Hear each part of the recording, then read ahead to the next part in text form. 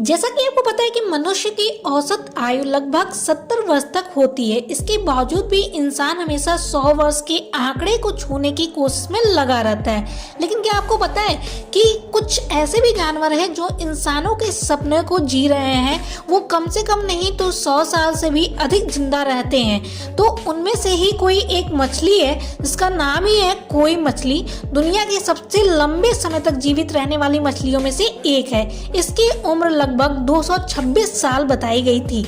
उसमें से एक है गैलापागोस कछुआ। कछुए की कई तरह की प्रजातियां तो होती हैं, जिनमें से कुछ कछुए सैकड़ों साल तक जिंदा रहते हैं। उनमें से एक है गैलापागोस कछुआ, जिसकी औसतन उम्र कम से कम 120 साल तक होती है या उससे भी अधिक होती है।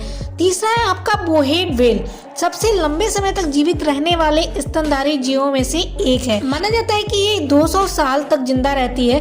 ठंडे आर्कटिक जल में पाए जाने वाली बोहेड व्हेल के लंबे जीवन के पीछे उनमें धीमे मेटाबॉलिज्म का होना माना जाता है। पता है आपका समुद्री अर्चिन, कांटेदार समुद्री अर्चिन लगभग 100 साल तक जीवित रहते हैं।